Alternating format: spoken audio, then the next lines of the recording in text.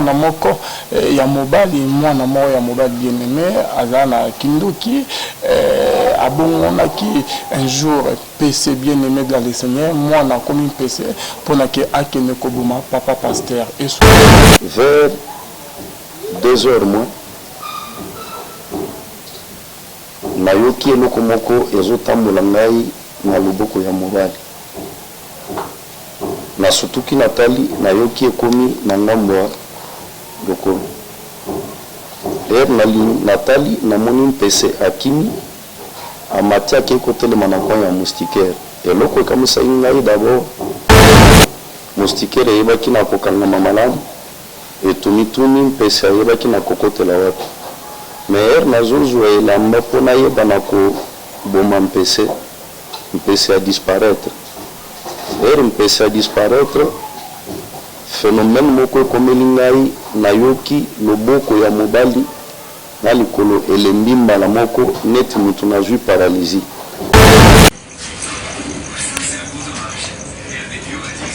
Ok, loba azosala nini?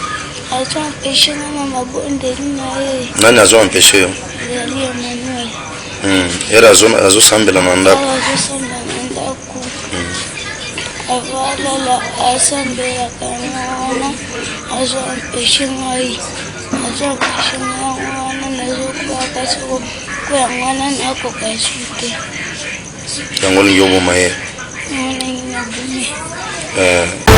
Mwana wana ayebaki na koboma déjà bato plus ou moins 360 personnes. Et na kati ya 360 personnes, vous vous souvenez, Yamboué Tetuyo banakokota na saison ya elanga. Awa na Kinshasa eza na bambula ya makasi oyebaki na kodeta elangani.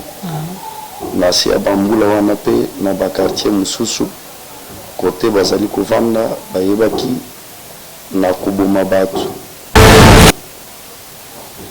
Balongoli pont nawe ezali mystique bino bozo ya bozo mona pont mais bozo s'engager kati na pont bokomi kati na pont et puis bozo se retrouver te bodini na kati ya mai soko bozali na nzambe te wana baone esprit wana zo bima libumu ezongi normal bayebaki na koche nyoka kati na libumu nyoka wana ezalaki pouvoir oyo bandai ko permettre que ayeba na kosala batu mabe soki alingi kosala mutu mabe ayeba na kozala na capacité ya kosala ngo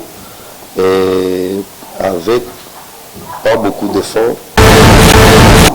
Bonzambe na bonzambe bien-aimé dans le Seigneur bino nyonso boza connecté boza na biso senet moi bien-aimé bonzambe lelo toujours na cadre ya émission na bien que la vérité bonzambe et kitana loye moteme na maloba pe simana on to lobake nzamba boto kwa wapi bien-aimé dans le Seigneur en tout cas tous allez na témoignage moi fort na papa Nabiso Richard qui n'est pas présenté que vous connaissez très bien bien-aimé dans le Seigneur à ça les cas déjà na émission Nabiso et le mon prophète Koko Yoka a bien-aimé dans le Seigneur mais le lot tous on qui sabonzambe na maloba simana on to le nzama boto kwa il soit bien-aimé et dans la Solomon bien-aimé dans le Seigneur avoir tous on église à pasteur Richard OK boye bien très bien les Solomon bien-aimé OK toyoki pe toyeto mirimpe kosona papa tellement que nzambe a utilisé na domaine wana ya délivrance makasi bien-aimé et dans ndeko moko mwana moko ya mobali mwana moko ya mobali bien-aimé azana kinduki abongonaki un jour PC bien-aimé dans le Seigneur mwana comme PC pour na ke akene kobuma papa pasteur et soukaki ndenge nini bien-aimé et bandaki ndenge nini histoire on ezana ndenge et komati na niveau ya bongo bien-aimé dans le Seigneur en tout cas bonzambe ezokita na loyembo pe na maloba lola ekofuta biso un grand merci na filo moko ya motema Bivens de homo depuis Londres na maman Gisèle luke le motema ya pasteur maman Gisèle luke le motema ya papa Emmanuel na Boston pe na pasteur Feza Missia la bouche autorisée de l'Éternel depuis Zurich na bosante na maman Mami Mbunga motema papa Blaise Munga depuis la Suisse. Bon Nzambe ezokita na maloba pe Nzamba lola akufuta biso bien-aimé. Tozali na pasteur Richard. Shalom papa. Shalom on te dit. Papa bande bazola na de partout. Na site na biso la voix céleste papa et la première fois que le cas liloba moko na bande onyas tout au ke basepela na pasteur Richard.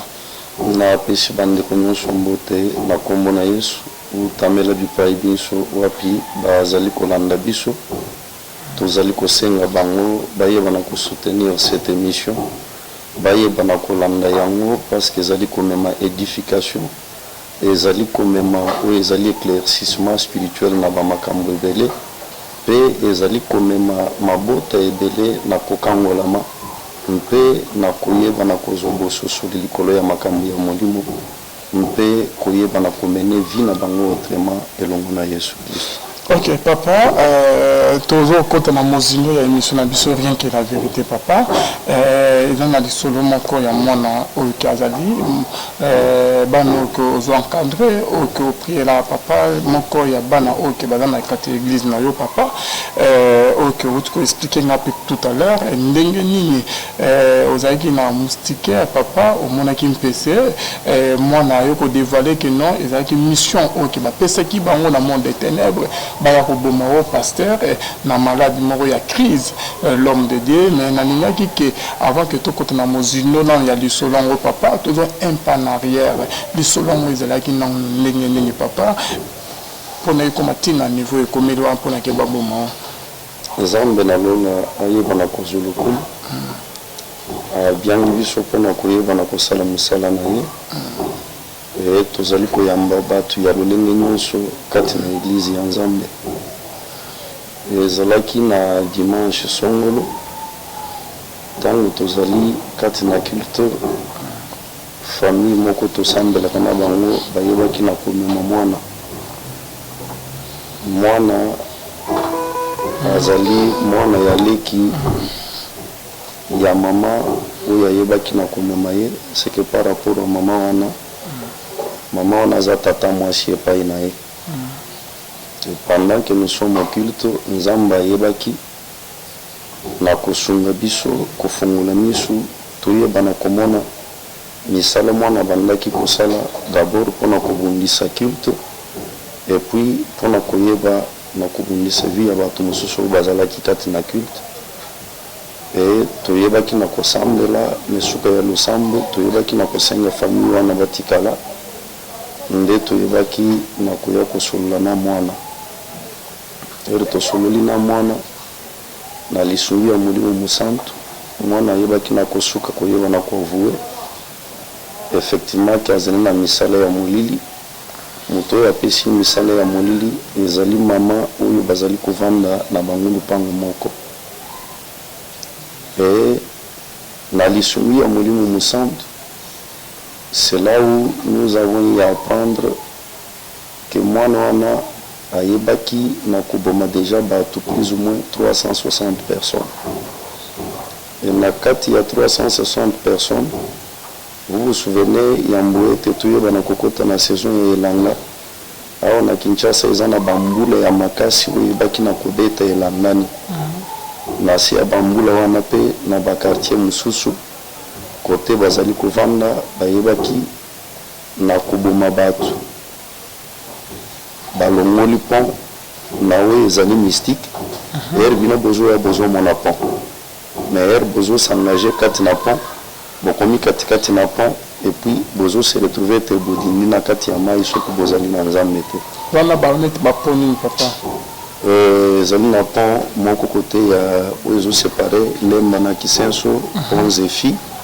Et ezali na pont ya wenze ya kale parce que ngambo wana ndeba ndeko wana bavandaka et eza pe na inondation esalama bakote wana oyo ebaki na comporter même bandako ya bato mosusu et bayebaki pe na koprofite na bambula wana mpona koyeba na kokoma bato lisusu et ntango tozwi ka wana toyebaki na kozwa ntango ya koyeba na kobondela Nzambe selon directive ya Saint-Esprit mpona délivrance ya mwana wana ayebaki na kozwa délivrance et toyebaki na kokende pe na lupango mpona koyeba na kosala mosala na nzambe kobondela kobebisa nyonso bango basalaki contre cette famille là parce que famille bazalaki na bokauki makasi.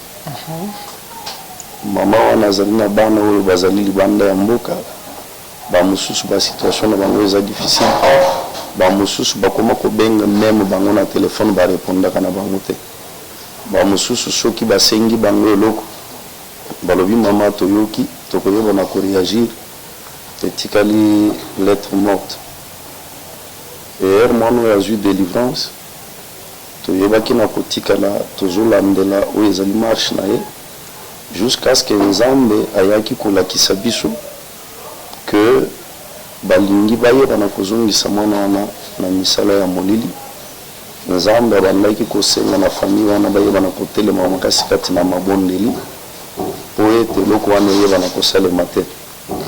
Papa, le temps que vous êtes tout maintenant vous avez extrêmement il y a témoignage. Il y a moi non parce que tout ça n'a bidili papa tout à l'ennemi délivrance on les a extrêmement parce que bah image neuf tous les je crois que prochainement bah on a vraiment intégralité na yango tout là non extrêmement il y a délivrance il y a moi na oyo aboma 300 combien 360 personnes bien aimées dans les seigneurs on suit ça et on se retrouve tout juste après pour la suite de notre émission rien que la vérité. Ok, loba azo sala nini? Azo empêché na mabondeli na ye. Nani azo empêché yo?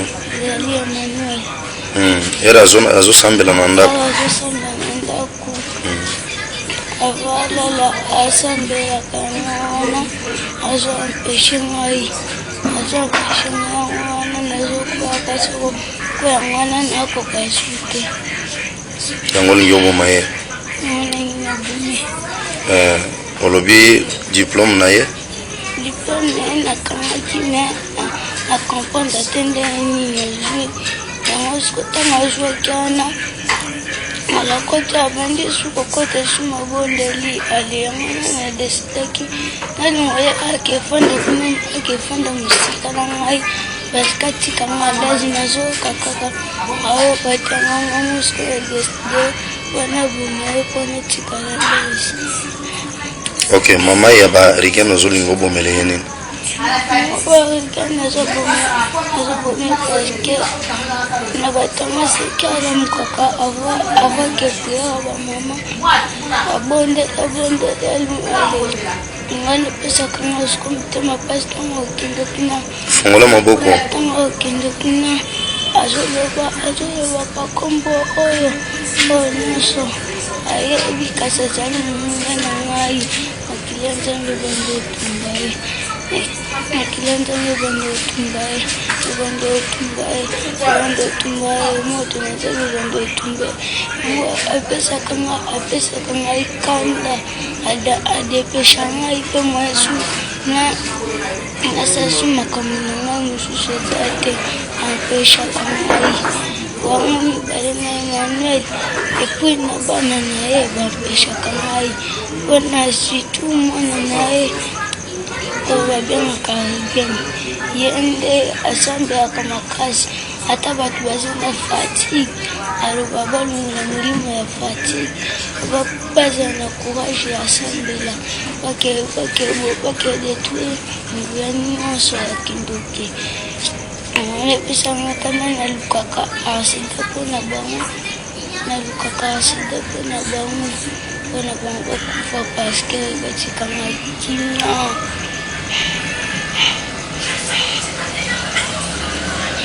Eme, kombono ya mboka nani? Kombono ya mboka nayebisa kombono ya mboka nayebite kombono ya mboka ozolinga osakana na ngai? Te kombono ya mboka ezali kombono ya mboka ezali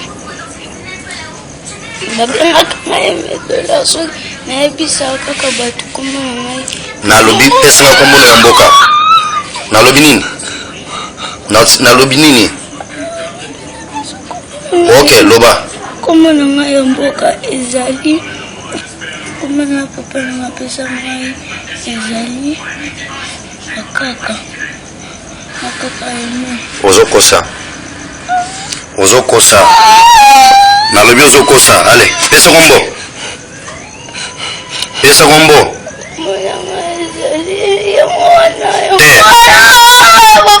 Pesa kombo. Pesa. Loba kombo no.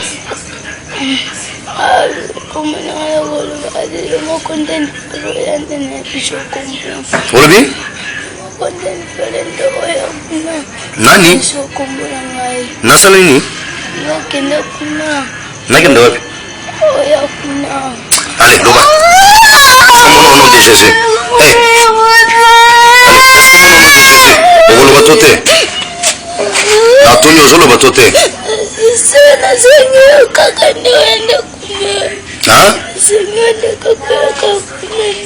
Nasala nini?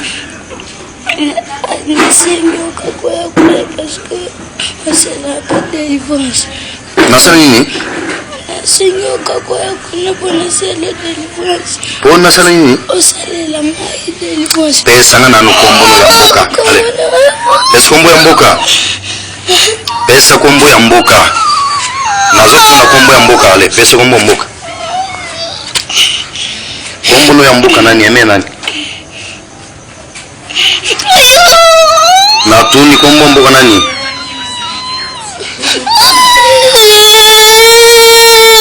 Alibere menda. Longo lobo. Panga zambe zikisuna lobo. Ale kombo nani? Loba kombo nani? Bana kombo nani? Hein?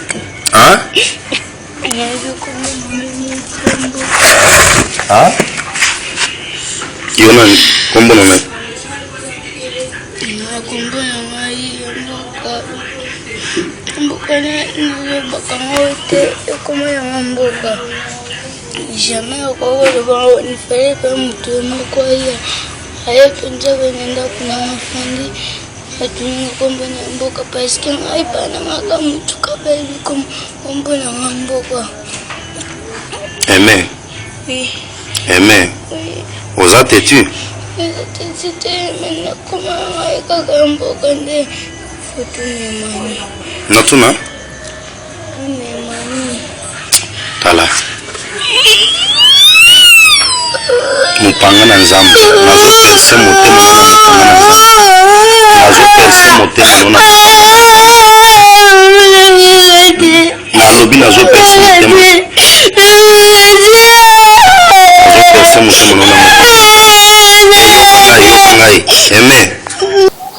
Bonzambe na bonzambe lola ezofuta sima na ngoto lobaki nzamba boto kwa yodi suswapi papa to retour la délivrance ya mwana papa ko comme na témoignage papa et c'est osukelaki nzambe na lola yeba na kozoluku et lokola famille bakoyaki kati na faiblesse bayebaki na kozongisela mwana misala ya molili nzambe ayebaki na kotalisa biso ete bazongiseli mwana misala ya molili tobengaki famille tovandisi bango totalisi bango oyo nzambe alakisi mwana mpe aye koovue yango alobi jour wana batikaki ye na ndako eloko ya kolia ezali te azalaki na nzala nde mama wana abengaki ye ayebaki na kopesa ye 100 francs akende kosomba mikate alie lokola atikalaki ye moko na ndako balambi te era akei kosomba mikate wana kolia nde esalaki ki ayeba na kozongela misala ya kindoki. Bon, maman apesaki kindoki na lopango. Non, maman apesaki kindoki na lopango. Ezali locataire. Ezali problème familial. Tata mwasi ya mwana oyo lopango ezali ya bango. Mobali na ye akufi. Leki ya mobali nde aye na mwasi na ye aye kovanda kati na lopango wana. Maintenant mwasi ya leki ya mobali nde apesi mwana kindoki et selon témoignage ya mwana na leki ya papa oyo akufaki na mwasi na ye bango nyonso baza bandoki balokaka na bango nyonso place moko. Ok papa. Et nde toyaki koyeba na koconsulte nzambe atalisa biso lolenge nini tokoyeba na koprocede na ka wana nzokande mwana azongeli misala ya kindoki bapesi ye une mission balobi aye bana koboma mwana moko ya mama wana ya mobali parce que yende mutu aliboso abandaki kosambela awa yende mutu amema bango na église et era amemi bango na église nde misala na bango ya molili bimeli polele il a fallu koboma ye et deuxièmement il a fallu boboma pasteur Richard parce que yende azali kosala ke misala na bango eye bana kosimba te et toyebaki yango te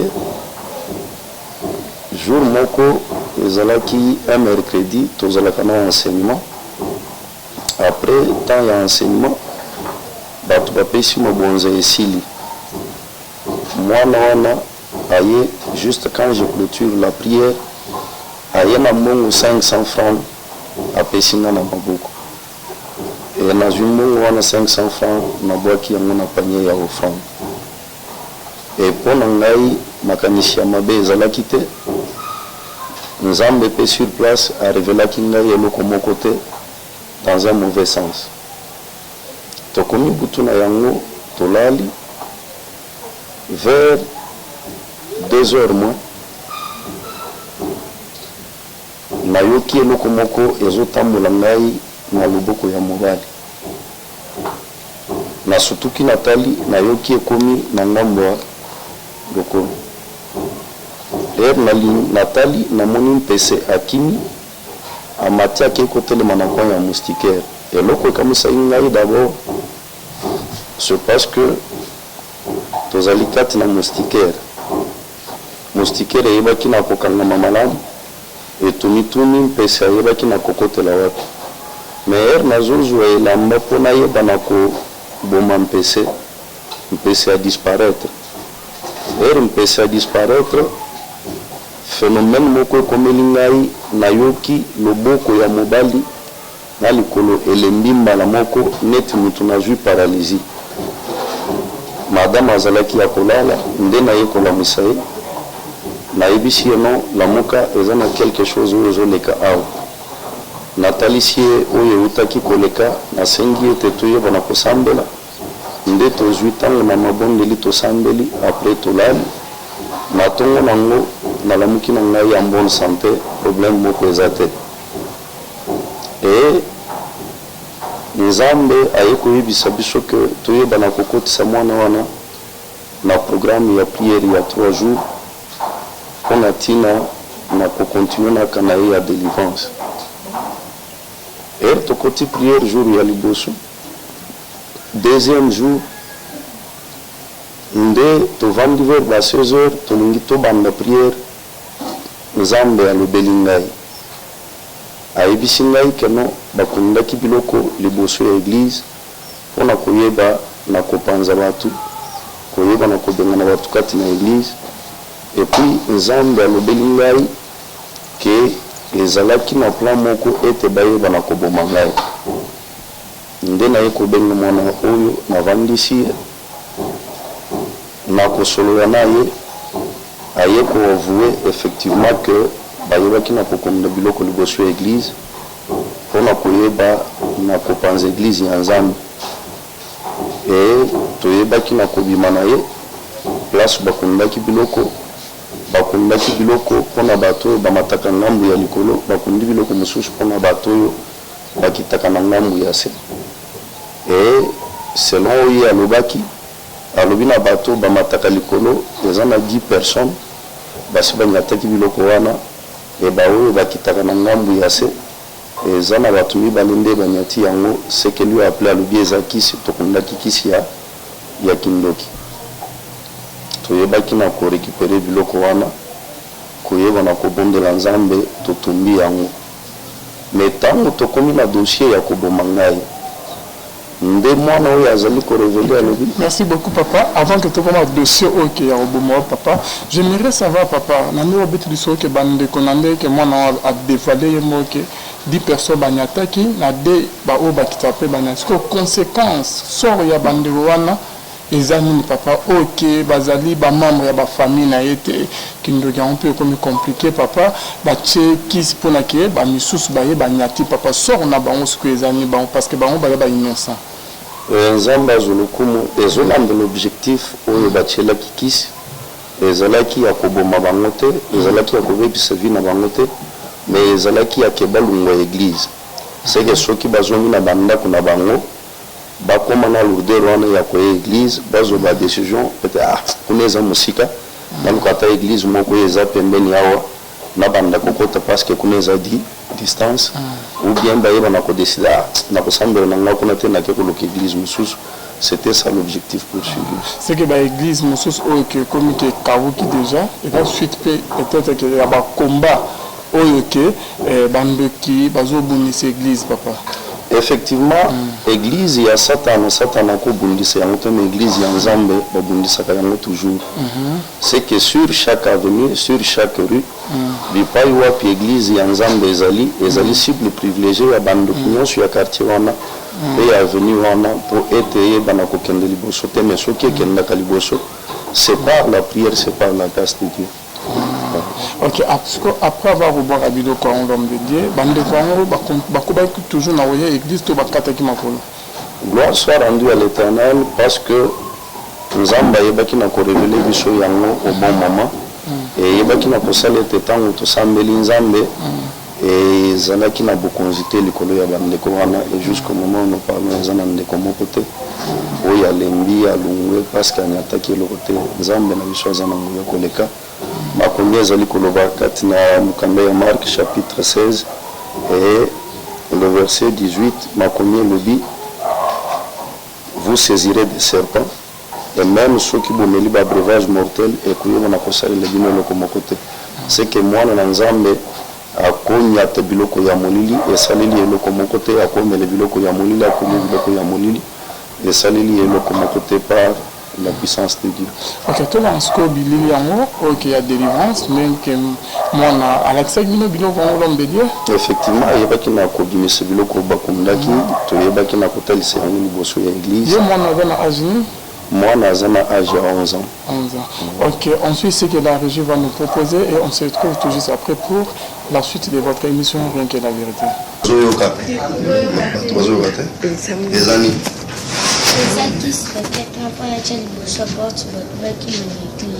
Bato bakima na église hein.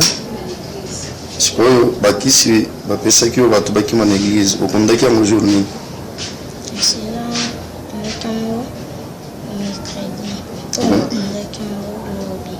Oui, okundaki yango mercredi. Oui, okundaki yango lobi. Sikonga na yebi yango ndenge.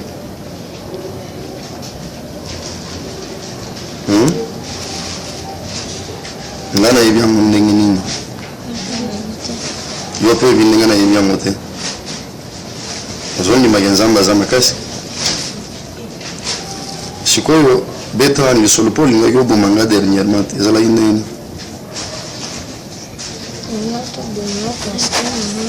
Loba makasi koyoka soni te koyoka te mawa te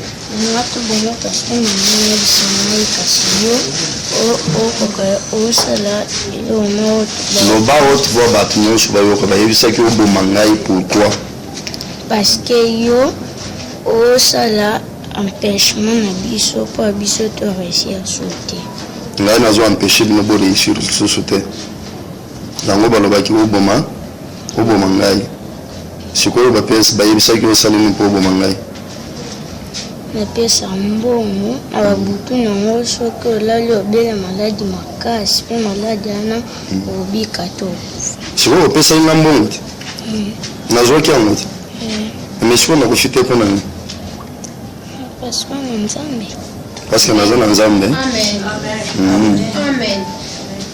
ese tokobetela Nzambe mbo tala boyele tozosolola tomatisela nyoka oyo aza awa mosala nini apesanga na bible oyo eleki pouvoir mpona likambo nyonso nga nalinga nasala esimba c'est que batie nyoka wana eza pouvoir likambo nyonso yo kolinga kosala mpo esimba mais sikoyo okundaki biloko oyo pourquoi esimbi te olobi oyo bato combien bani ataki yango 10 personnes bani ataki yango mais pourquoi bakimi église te bakimi église te mpo na nini matisa elongi na tuni bakimi église te mpo na nini yo pe oyebite c'est qui se simbi na mote oyo lo bayi bato mien ba simbi banyati yango bato mi bale banyati yango bakimi église kona nini yo pe oyebite maintenant entre Satan na Nzambe na nyaza makasi Nzambe ngayo lo ba Satan matisa elongi na yo nazotuna entre Yesu na Satan nani aza makasi Nzambe loba Yesu Kristo aza makasi Yesu Kristo aza makasi.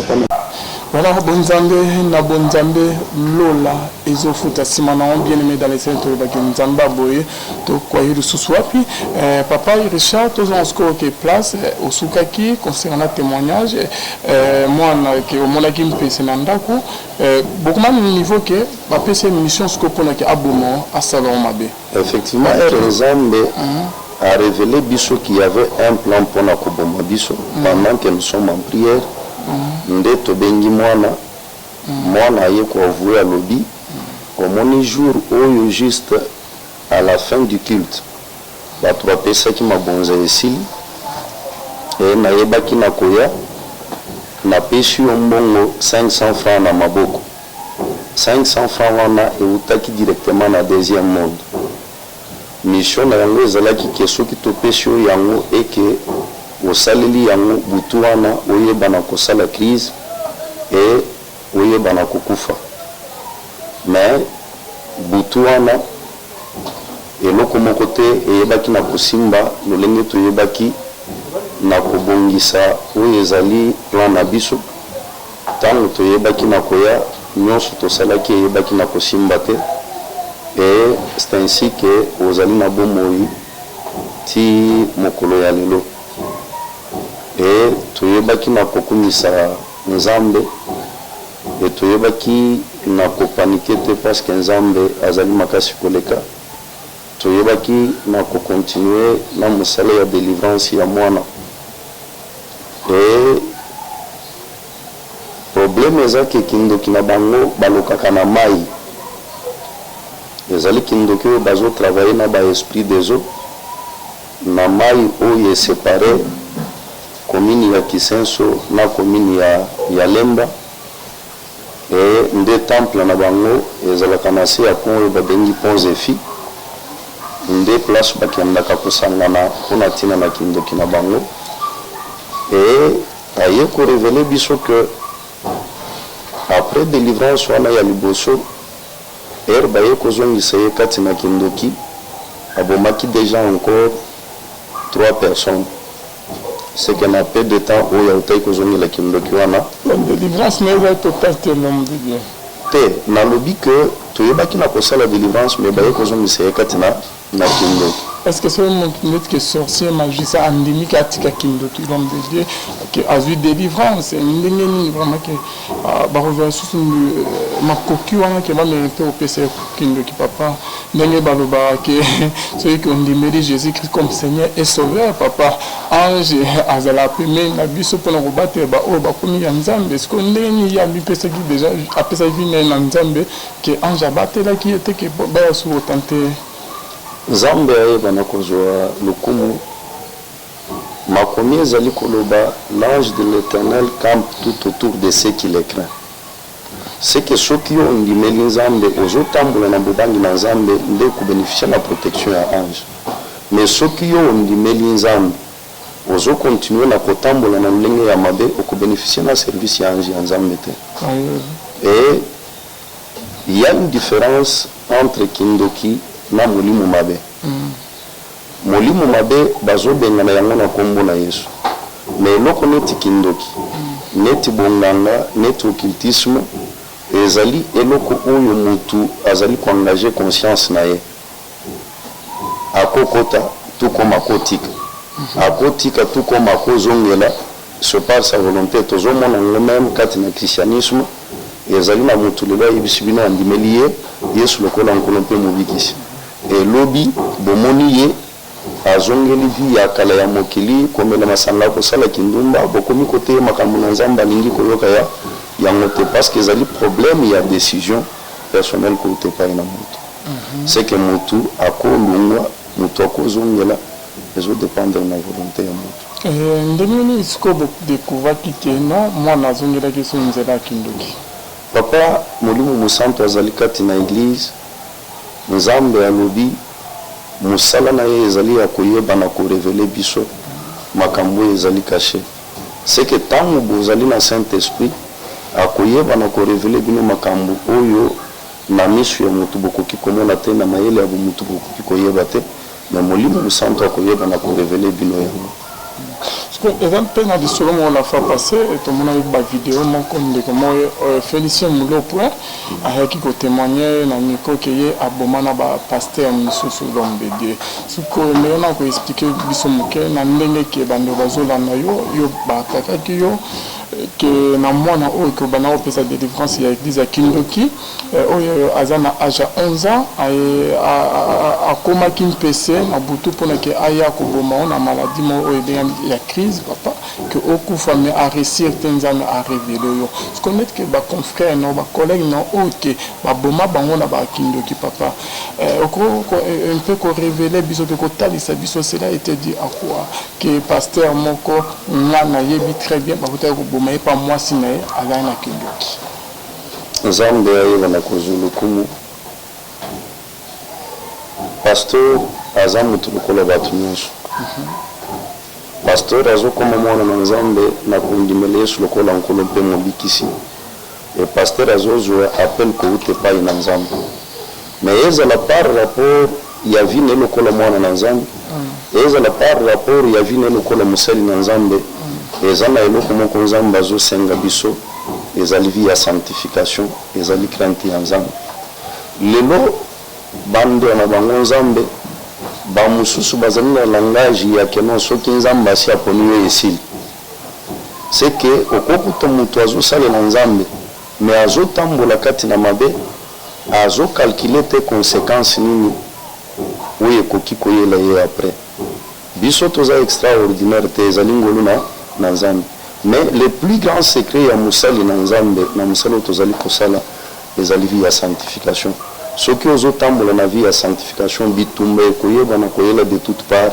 ekoyeba na kolonga yo te même soki ovandi na mwasi oyo aza ndoki ndako moko akoyeba na kolia yo te même soki bakotiseli yo mwana kindoki oza mosali na Nzambe akoyeba na kozala na pouvoir moko te likolo na yo parce que Bible ezali kotalisa Yesu azali koloba les portes du séjour de mort ne prévaudront jamais contre son église et kozwa bokonzi likolo ya église na Nzambe te et makomi ezali kotalisa ete epai na église nde Nzambe apesi nguya koleka mpona koyeba na kodétruire misala ya molili mpo ete mokili eyeba na kotala nguya ou bien kososola nguya na Nzambe oyo ezangi suka seke baya église ezali bato oyo bapesameli nguya ya kotambola likolo na nkoto ya meka mpe likolo na nyonso ya mondo te. Ok, koba na témoignage parce que tokomi na suka Nzambe ayeba na kozwa lokumu e toyebaki na kokoba na mosala ya délivrance Nzambe aye kosunga biso